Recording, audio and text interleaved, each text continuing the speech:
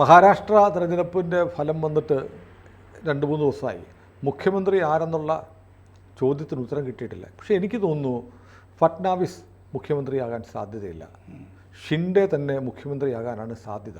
കാരണം അതിന് എനിക്ക് തോന്നിയ ഒരു കാരണം ഞാൻ സാറിനോട് പറയട്ടെ. കാരണം BJPയെ സംബന്ധിച്ച് BJPയുടെ ചരിത്രത്തിലെ ഏറ്റവും വലിയ ചതി നടത്തിയത് ഉദ്ധവ് താക്കറെയാണ്. ഉദ്ധവ് താക്കറയുടെ ശിവസേന പിളർന്നു. ഇപ്പോൾ യഥാർത്ഥ ശിവസേന ഷിൻഡെയുടെയാണ്. ഷിൻഡെ BJPയുടെ കൂടെ ഏറ്റവും ലോയലായിട്ട് നിൽക്കുകയാണ്. ഉദ്ധവിൻ്റെ പാർട്ടി നാമാവശേഷമായി, പക്ഷേ 19 സീറ്റുണ്ട്. പക്ഷേ ഷിൻഡെ മുഖ്യമന്ത്രി ആയില്ലെങ്കിൽ വീണ്ടും മറാത്ത വികാരം ആളിക്കത്തിച്ച് കണ്ടില്ലേ BJP ചതിച്ചു എന്നൊരു കാമ്പയിനുമായി ഉദ്ധവ് വരാൻ സാധ്യതയുണ്ട്. അങ്ങനെ വരുമ്പോൾ ഒരു പക്ഷേ ഉദ്ധവ് പറഞ്ഞതിൽ കുറച്ച് കാര്യങ്ങളുണ്ടല്ലോ എന്ന് കരുതി ഈ മറാഠ വികാരമുള്ള ശിവസൈനികർ വീണ്ടും ഒന്നിച്ചു ചേരാനുള്ള സാധ്യതയുണ്ട്. അപ്പോൾ അതേസമയം ഷിൻഡെ വീണ്ടും മുഖ്യമന്ത്രിയായാൽ ഷിൻഡെയുടെ പാർട്ടി ശിവസേന ഒറിജിനൽ വീണ്ടും ശക്തിപ്പെടും. ഒരു പക്ഷേ ഉദ്ധവിൻ്റെ കൂടെയുള്ള MP-മാരും MLA-മാരും പോലും ഷിൻഡെയുടെ കൂടെ വരികയും ഉദ്ധവ് വിഭാഗം നിശേഷം ഇല്ലാതാവുകയും ചെയ്യും. അപ്പോൾ ഒരു ടാക്റ്റിക്കൽ മൂവ് എന്ന നിലയിൽ BJP നമ്പർ മാത്രമല്ലല്ലോ എപ്പോഴും തീരുമാനിക്കുന്നത്. ബീഹാറിൽ അങ്ങനെയല്ലല്ലോ.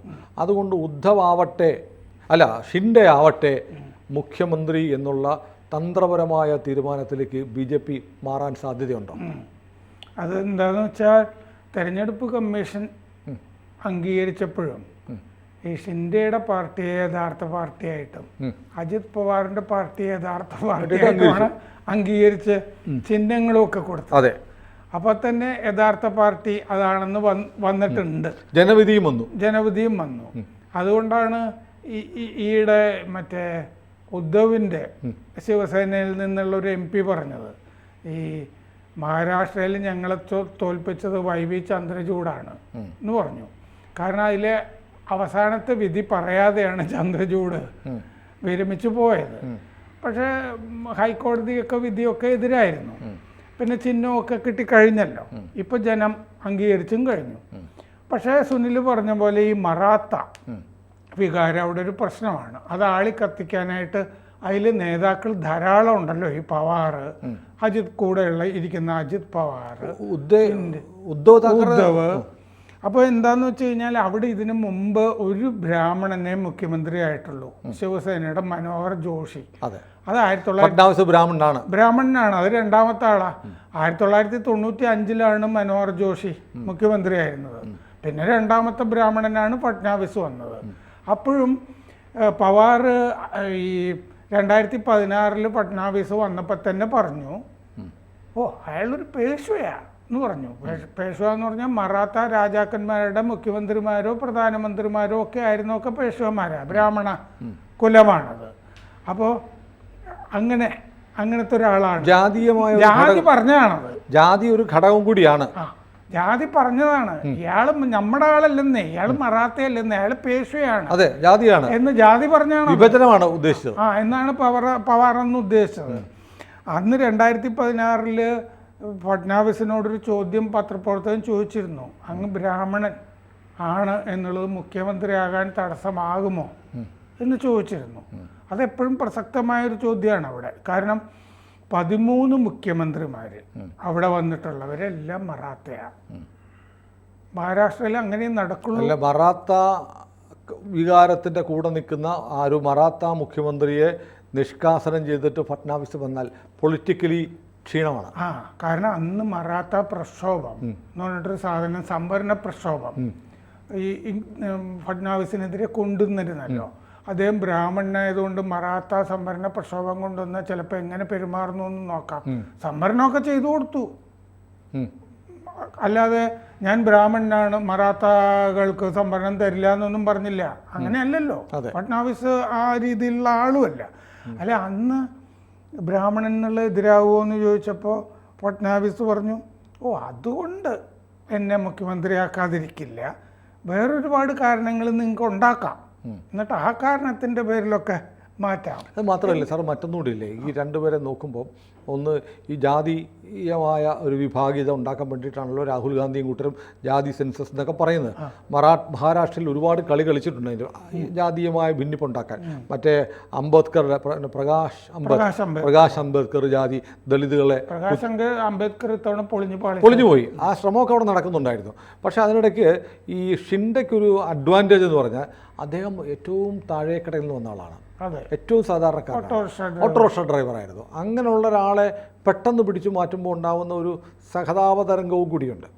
അതെ, ഷിൻഡെ ഇരിക്കുന്നതുകൊണ്ട് കുഴപ്പമൊന്നുമില്ല. ചിലപ്പോൾ BJP ആ ചിന്തയിലേക്ക്, ഒന്നാമത് ഡൽഹിയിലൊരു ചർച്ച നടന്നു, അത് ശരിയായിട്ടില്ല. അജിത് പവാർ ഫട്നാവിസിന്റെ കൂടെയാണെന്ന് പറയുന്നു. എന്നാലും ഷിൻഡെ അജിത് പവാർ ഫട്നാവിസിന്റെ കൂടെ നിൽക്കുന്നത് ഷിൻഡെ ചെറുതാക്കാൻ വേണ്ടിയിട്ട് അതാണല്ലോ. കാരണം 2 ഉപമുഖ്യമന്ത്രിമാർ വരുന്നു. ഞങ്ങൾ രണ്ടുപേരും ഉണ്ട്, ഞങ്ങളിൽ അങ്ങനെ ഒരാൾ മുഖ്യമന്ത്രിയാവണ്ട. അല്ല, അതിൽ വേറൊരു സംഗതിയുള്ളത് എന്താണെന്ന് വെച്ചാൽ ഫട്നാവിസിനെ സംബന്ധിച്ചൊരു വീണ്ടും വിചാരം കൂടി ദേശീയ തലത്തിൽ വരും. കാരണം നഡ്ഡ പ്രസിഡന്റ് സ്ഥാനവും മന്ത്രിസ്ഥാനവും ഒന്നിച്ചു കൊണ്ടുപോവാണ്. നഡ്ഡ മാറേണ്ടതാണ്, താൽക്കാലികമായി തുടരുകയാണ്.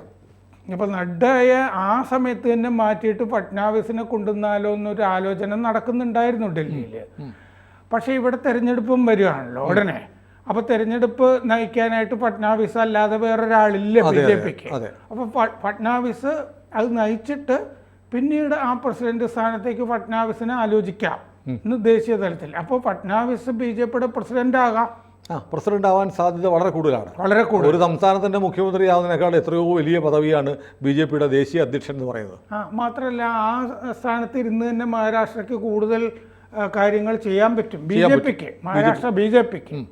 അപ്പോൾ അങ്ങനെയുള്ള സാധ്യതകളൊക്കെ നോക്കുമ്പോൾ എനിക്ക് തോന്നുന്നത് എല്ലാവരും BJPക്ക് ഒറ്റയ്ക്ക് ഭൂരിപക്ഷം കിട്ടി, അതുകൊണ്ട് ഒറ്റയ്ക്ക് ഭൂരിപക്ഷം കിട്ടുന്നതിന് അടുത്തുണ്ട്, പിന്നെ അജിത് പവാർ വിഭാഗമുണ്ട്, അതുകൊണ്ട് ഫട്നാവിസ് മുഖ്യമന്ത്രിയാകും എന്ന് പറയുന്നത് സാധാരണ എല്ലാവരും കാണുന്ന ഒരു ലോജിക്കാണ്.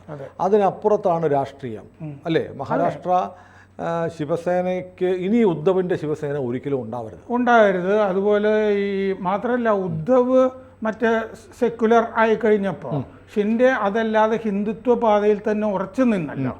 അതപ്പോൾ മറ്റേ മുതിർന്ന താക്കറയുടെ, ബാൽ താക്കറയുടെ ഒരു പൈതൃകം പാരമ്പര്യം എന്ന് പറയുന്നത് ഉയർത്തിപ്പിടിക്കുന്നത് ഷിൻഡെയാണ്. മാത്രമല്ല BJPക്ക് അജിത് പവാറിനേക്കാൾ കൂടുതൽ വിശ്വസിക്കാവുന്ന ആൾ ഷിൻഡെയാണ് ആണല്ലോ.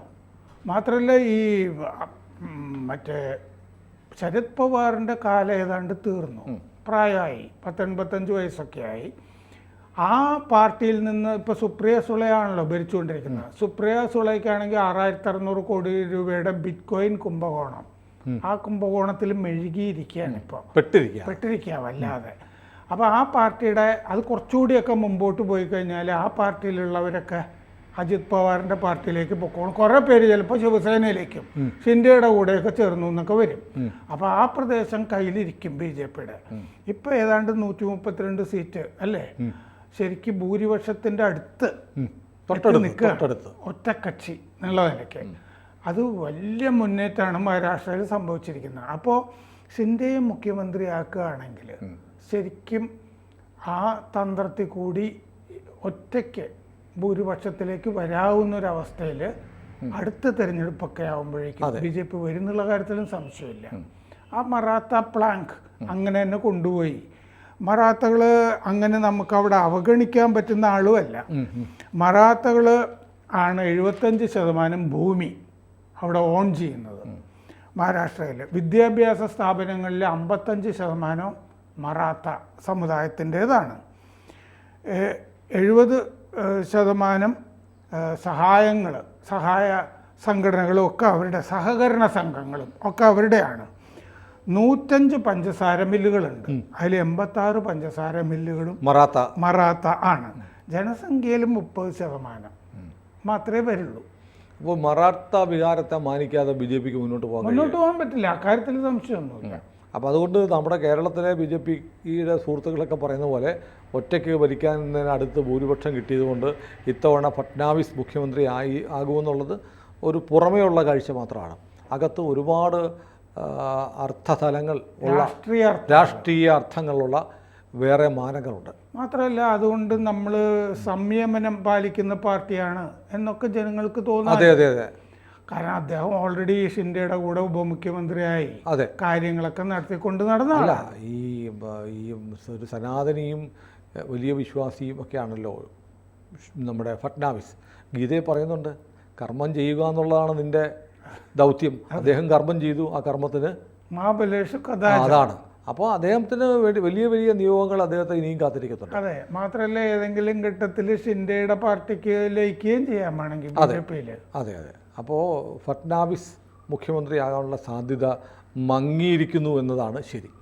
ആകുമായിരുന്നെങ്കിൽ അത് മറ്റേ ഷിൻഡെ ഇന്നലെ തന്നെ വരുമായിരുന്നു. അതെ അതെ, ശിവാജി പാർക്കിലോ എവിടെയെങ്കിലുമൊക്കെ സത്യപ്രതിജ്ഞ ചെയ്യും. അതെ, നവംബർ 26 സത്യപ്രതിജ്ഞ ശിവാജി പാർക്ക് എന്നൊക്കെ തീരുമാനിച്ചാണ്. അങ്ങനെയൊന്നും സംഭവിച്ചില്ല. അപ്പൊ രാഷ്ട്രീയത്തിൽ വേറെ ആലോചനകൾ നടക്കുന്നുണ്ട്. കൂടുതൽ വാർത്തകളും വിശേഷങ്ങളും നിങ്ങളിലേക്ക് എത്താൻ ABC മലയാളം സബ്സ്ക്രൈബ് ചെയ്യുക, ബെൽ ബട്ടണും അമർത്തുക.